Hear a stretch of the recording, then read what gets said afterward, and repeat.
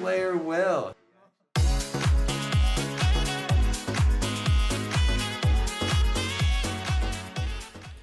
Welcome back, Visions fans. Ready Player Will here. Today we're doing a little bit of a look back to the units released in the last year, dating as far back as the Full Metal Alchemist collaboration, and seeing how well I did in giving them grades at that time. Obviously, I'm not averse to being wrong or trying to look back and seeing where I swung and missed hard, or places where I thought I was generally pretty accurate. And I encourage all of you, obviously, in the comments, let me know where you thought I was right or wrong, if your experience differed than what I predicted. And at the end of this, just see where things ended up. And so generally speaking, I've never really defined exactly what my final grade on a character comes from.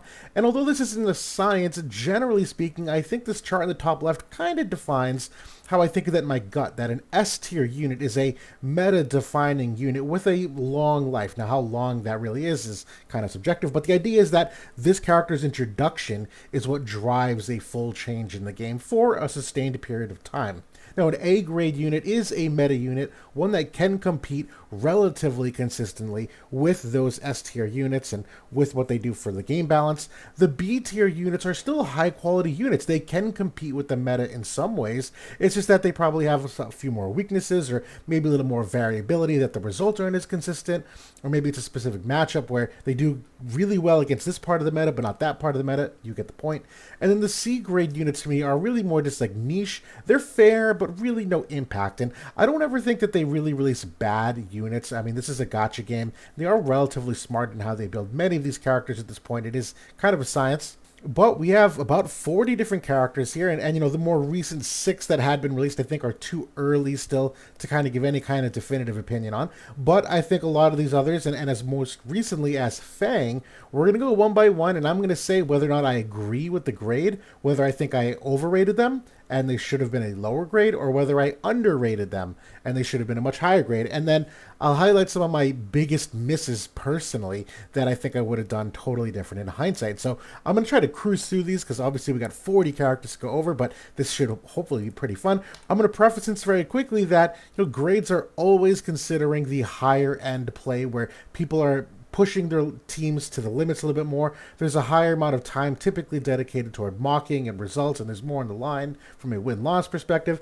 And then it's also on what's available in the game, where, it might just be the case that you had some water units and maybe you didn't have Dark Odin. Well, I can't make a grade of a character and just assume that people don't have Dark Odin. I have to consider what's available in the game, and so that might not always match up to what you might experience. The second thing here is that characters can often be skewed by the meta that they're in, or even a specific teammate that they have. And I think a great recent example is someone like Vivi, who is a great character, and that meta was very strong. But you tell me, when's the last time you saw Vivi in a team without Helen of the Black Rose? Never? I've never seen him without her. And so there's obviously that dynamic too, that some characters are buoyed because of who else they're with. And then the grades obviously can't predict the future, although we try. We do know at this point some things that are generally good. We see trends and we are able to see where the bar is and do they meet that bar. But there are, new mechanics that are introduced, like the aura abilities, like the imperils, and how often they give certain seals on certain things. So although we try to predict the future, obviously that's where a lot of the errors typically come into play as well. And so we're going to start with Wing Stern, who I gave a B plus here, and I think he was a B plus. I don't think he was a slam dunk unit that was a meta defining unit, but he was great against anti-evasion. He recently came back into the fold a little bit with the new Lucio unit that was released. That a mono light team was certainly feasible. He had a little bit of time there with Helen of the Black Rose, but overall he's also had some problems with his AI in terms of how people get the buffs going, and overall I never think he was a consistent staple of the meta, but he could definitely compete and did get results in that regard. And as we move on next to Reagan, I originally gave him a B, but I actually think I would downgrade him to a B minus, where he ended up being very much far more niche than I anticipated. He does have some problems with his range, and the impact wasn't there overall. That he could compete in some ways, but he never really did much to really actually play with the meta at all. I think the next character here is Kefka, who I overrated by a fair amount, and I will say I think I overhyped some of his hate mechanic, where you could pass on hate to another character. I thought that was really unique and would get abused a lot more. And then during that time, we obviously saw a ton more in the way of like fire units coming out, glove vision cards coming out that there really seemed to be a build up to where he was going. And so seeing that trend and seeing how unique he was, I did go a little bit high with the A minus, and he has been great for many people. I mean, JB79 has had some great results. He max reincarnated his Kefka. The WDL saw a lot, the league that Keishon runs saw a lot of success with Kefka, but I don't think he was ever consistently playing with the meta. He was a high quality unit. He had some things, but he also had some deficiencies and weaknesses that never really got addressed. I never really think he saw the ceiling that I personally saw him as. And he's a good character, but I don't know if he was ever at that level of the A minus grade for me. Now, the next one here for me is Vega, who I came out with a B. In hindsight, I think it's a B. He's not a terrible unit. He had a little bit of a time there with the Alaya meta and the Strike meta where he is a decent anti-strike unit. Obviously, being in the Lightning team made it hard to find his spot because there's so many good Lightning units over the past 6 to 8 months. He's not a bad unit, but never, ever really part of any kind of meta, and I think that time has passed for him. Now, the next one here, I think Addison Rae, a little bit high. I gave her an A+.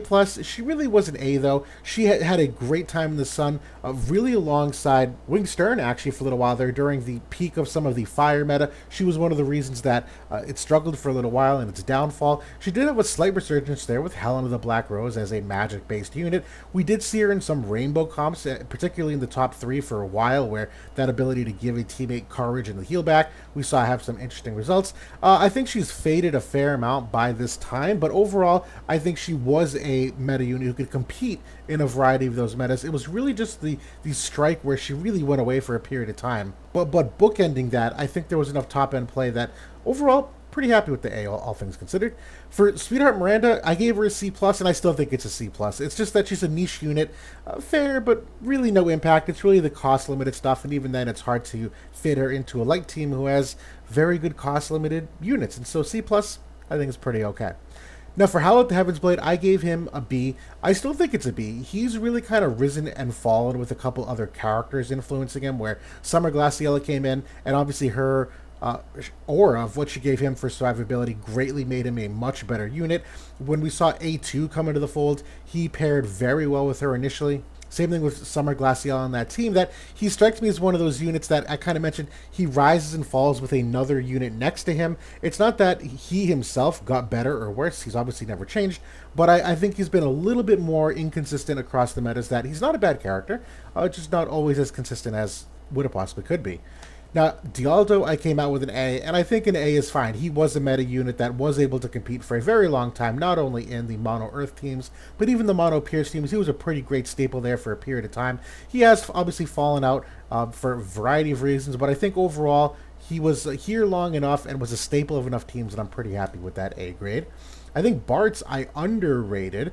I don't still to this day think he's an amazingly meta unit, but he obviously is very strong. I think the thing for Bartz that I underestimated, there's some matches where I see a Bartz and he just basically does nothing, and he dies easy, and the movement's not there, the spacing's not there, and it's over. And then there's some matches where Bartz just absolutely takes over the entire fight. It's really inconsistent in the results, but I can't deny the ceiling that he gets to sometimes.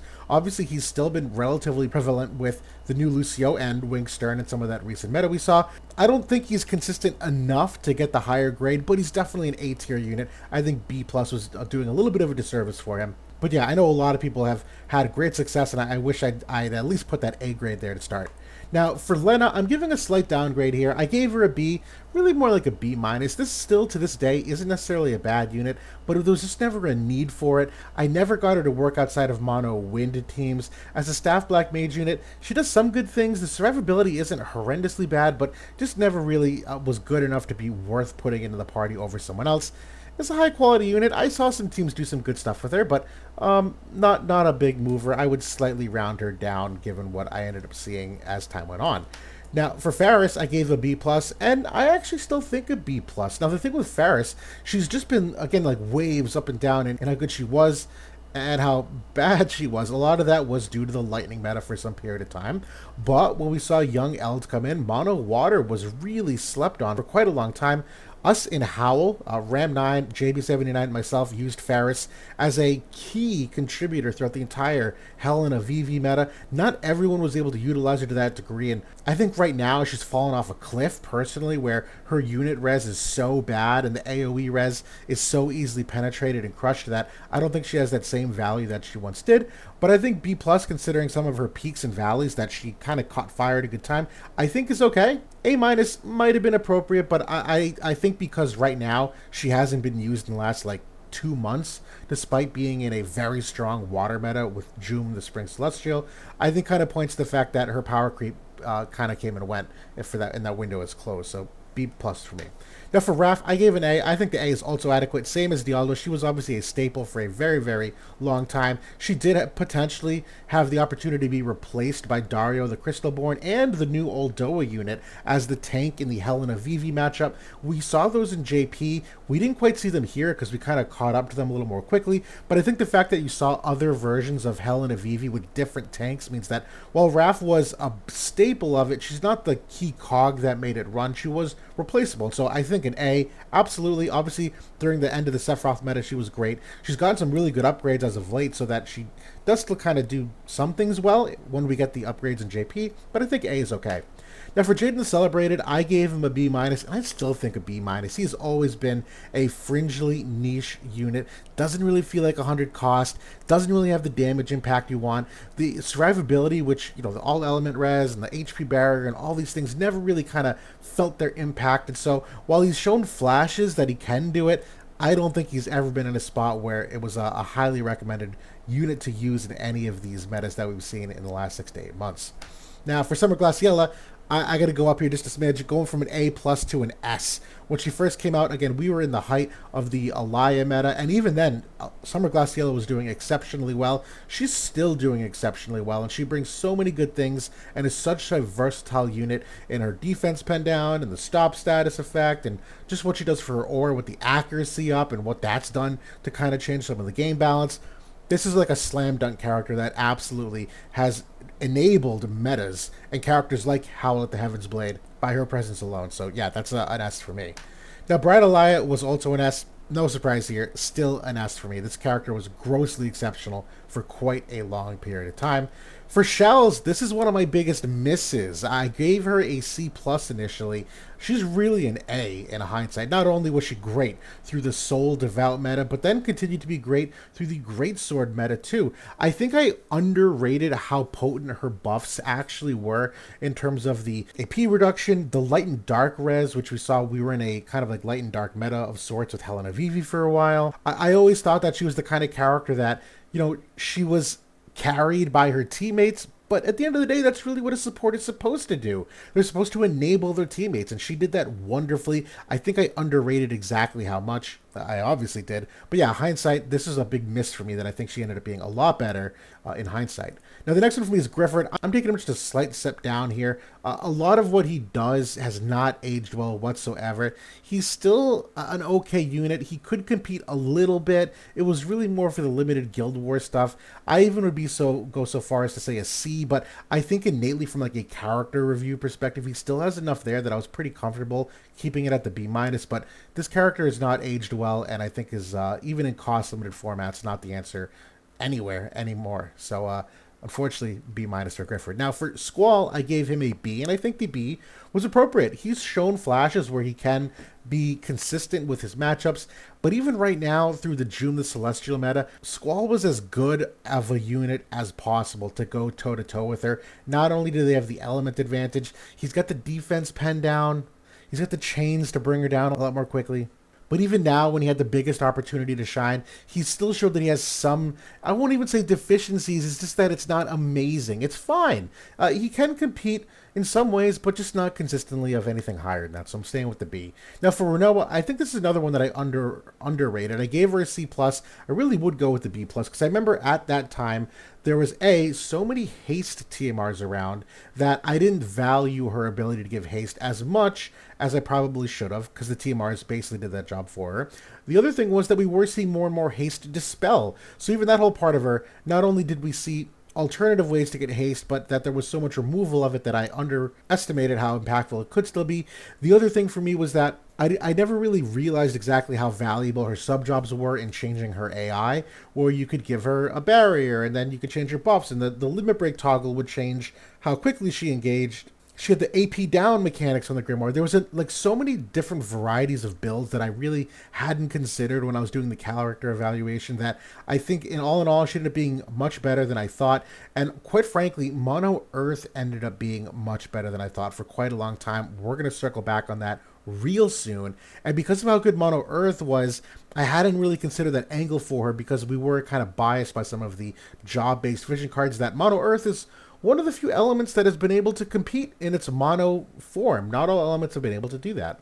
But yeah, we're now definitely up. Now, Irvine, big miss for me. The thing for me, again, Bart's was starting to show some promise at this time with the follow-up attack. I thought Irvine's was actually, superior in ways because Irvine was able to keep his range a little bit more. We had the Melnia vision card released at that time, and that vision card looked absolutely bonkers for team building, for what we had otherwise for vision cards that have set the precedent for having the 2-in-1, unit res and agility on it. We think back to like the Bahamut vision card, the Sadali vision card, the Full Metal Alchemist Brotherhood vision card, that this one with Irvine seemed like a slam dunk, but no way. Missile was just so bad, and he was just barely there, but really, I can't say more than niche. He never really cracked out into anywhere, so going from a B down to a C. Now for Soul, this one's actually kind of controversial, I guess. I gave him an S, but I really think he's more of an A, and it's because of this long life asterisk that I have here on my S grade. He was an S tier unit for like a month and a half, but I have not remembered a unit falling off a cliff as hard as he has, where the lack of magic res pen, the fact that he would just lose in the Helena matchup with her reflect, that he would just kill himself because of how strong his own damage was, that he lost his strike niche as well as anti-strike niche because of how much strike res pen inevitably got added to the game, that now this unit has far fallen to earth and even struggles beating ice teams. So in hindsight, I probably would have given him an A rather than the S because he had a very bright window, but it closed relatively quickly. Now for Halloween Lucio, this is a definite miss for me. I went with a B, and he should be an A+. And I distinctly remember my problem with Lucio at the time was simply that I did not think Mono Earth was going to continue to compete. I very much underrated the synergy that Lucio and King Bradley have together, that they just absolutely dominate fights together. He had no Nullify Sure Hit in his kit. He doesn't have his own Courage or Re-Raise, so he's really just playing this game of like, haha, you can't hit me. And it worked longer than I thought it was going to work, to be honest. He never really like defined a meta in his own sense. But he was very hyper competitive in every single one of them always. And so yeah, big swing and a miss for me on what I thought for Halloween Lucio. Never back, C+, definitely C+. He came in as a niche to kind of counter some of the single target attacks of Alaya, and really never did anything great. He's got a lot of deficiencies that proved to be true. Now for young Helena, this was another miss for me. I gave her an A+, not an S. And it's purely because I really underestimated that matchup with Soul, that she could literally beat him every single time because he would just kill himself on her Reflect. It was the kind of unit that when she was first released, I also underrated the synergy with Vivi and what he did for the Magic Res Pen and the additional Re-Raise Seal. And there's just so much there that I knew she was amazing, but I guess I just didn't expect for how long and how potent. So definitely missed on that grade there. For Zidane, down to a B. This unit's still like okay, but never consistently competes anywhere, but he's still a serviceable enough unit. For Dagger, I think keeping the same here, really on the edge of being niche in my opinion. I don't think she ever really proved her value, so I probably could go down lower than the B-, but I think overall she was better than the units that I think I had put in the C grade at the time, but I don't feel confident on this one. Oop. Now for Vivi, I gave him an A-. I still think it's an A-. He obviously was part of the most dominant meta of his time, but I think it was just because, again, it was like the perfect storm of the vision cards and the team, not necessarily intrinsic to him, because again, where do you see Vivi right now? Anywhere, number one, but B, without a young Helena next to him. This is still a very high quality unit, but it was really boom or bust on his limit break. And so maybe you can make the case that he's an A, not an A-, but I think that shelf life is also a lot smaller. I don't think we'll ever see him come back, quite frankly. Now for Winter Ref, I gave her a B. I still think it's a B. This is still a pretty decent, 70 cost unit in particular. She did have an anti-magic niche, so it did fall off once that fell out of favor, but I think for the duration of time she needed to compete, she did pretty well. And I still think a lot that she has holds up relatively okay as time has gone on here. Now, Young Eld, I gave an A minus. I still think is an A minus. I think he performed very well in the Helena VV meta. Obviously, right now he's kind of fallen by the wayside because of A2 and her Pierce resistance. That she's single-handedly made many of these Pierce units not effective whatsoever, and that's still part of the case that we're still seeing A2, and until she kind of goes down, I don't see Young Eld ever really making that step back up, but he definitely could compete and was very important in competing in that Helena VV meta for quite some time. We'll end up seeing if he ever does make a return of any sorts here. Now for A2, I definitely should have bumped up just a smidge more. I gave her an A, should be an A plus here. This unit has proven that there's really no flaws in her kit. Her survivability has kind of taken a step back as the game has evolved as of late, but she's still been a staple through 2 to 3 different metas at this point. Very solid unit overall. Very impressed with this. I even think you can make the case that she's an S tier unit, but again, it's not necessarily A2 herself. It's obviously June the Celestial and Aldoa and Summer Glassy, and the fact that there's 4 Dark Espers that go for ice, and the fact that there's really no fire units to counter her right now, and the fact that Great Sword's so amazing. So again, it's one of those things, it's like A2 is amazing, but there's so much there also enabling her that I think the A plus is sound. Now for Bronwell, gave her C plus. I still think it's a C plus. Niche unit. It is what it is. The new Asterisk, I gave him an A. I still think he's an A. I think he totally served his purpose throughout a variety of different metas for a very decent period of time. He's still even being used right now today in like top 10 arena for a Great Sword team that obviously he's a very strong piece of. Similar to A2, I think he was the benefactor of a bunch of game balance things, but I think overall I'm okay with this. The new Lucio, I gave him a B+. He really is more that A-, though. He has aged well over time. It's not amazing, but he can definitely compete with metas. He does do well in the light team and some of these sword warrior teams. It's not always a slam dunk with his results, but it's a little bit better than I thought it was going to be. Now for 2P, I'm actually going a smidge down here from A to A-. It's not that she's bad, but one of the big things about her was the AoE crush that she brought in, which has simply just become far more prevalent, and because it's now everywhere, it makes it less special on her. I still think she's a very good strike unit, but there's been so much extra unit res as of now too. Aldoa's introduction to the game makes 2P significantly worse as well, but I still think it's a very solid unit that still has some legs in the short term. It's really just a question of her evasion at this point, whether it's still good or not, but the Tifa Vision card that just came out kind of puts a new wrinkle into 2P. Now for the Shadow Links to Crystalborn, I actually think I was hard on her. I actually think she's more of a B-. It's not an amazing unit, and Missile's still not great, but I've seen her, if you're ranking the missile units, Shadow Lynx is in her own tier of them for certain. She does so many good things. Her barrier is perfect for the survivability that it's not the niche level I thought it was, but it's also not a slam dunk either. So I think I go a little bit higher with her. I think the C was kind of hard.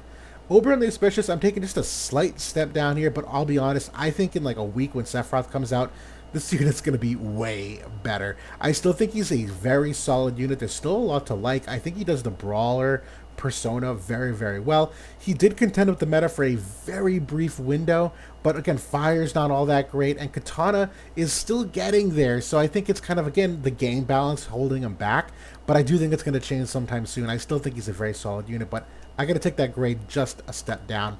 For Lunasis Ketone, I gave her a B. I still think it's a B. I think it's one of those units that was a flash in the pan with the meta she was in. I think it's a high-quality unit. Maybe go with the B+ here, but I don't think if you're ranking the strike units and using them going forward, she's a strong case against many of the others. And I think as the game goes on, she's just going to end up falling more and more in the past. But this was a unit who had a very high ceiling for that period of time there. It's still a good quality unit.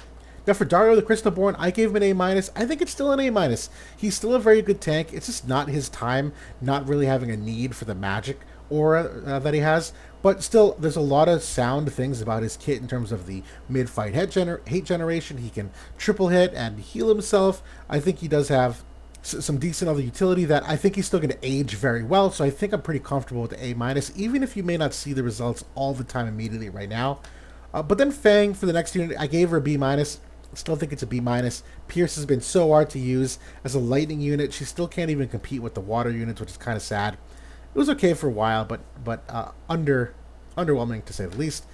And so when we look back, I think relatively speaking, most of my grades that I'm sticking at were okay. I think looking through my five biggest misses personally, I do think young Helen is one of them. The fact that I was not able to identify her as an S tier unit, kicking myself in the back for. She was way better for longer. She absolutely was a carry unit that I didn't think she was. I thought she was kind of like like the game balance is enabling her, and she's an amazing unit, but I think we're going to find ways around it, and that was not the case for quite some time. I think Halloween Lucio, another big miss for me, that I think B was way too low for where he actually ended up. I think Irvine was my other big miss here, that I had way too much copium for that follow up attack that Missile just was never prepared to make a good push for it. I think Renoa was my other big miss, just because I was only thinking like one aspect of her build, not all the varieties of other different builds. And then I think Shal's was my other big miss. And so I'm sure there's others here that I'm not perfect that I think are candidates for my biggest misses. But yeah, let me know in the comments what you think.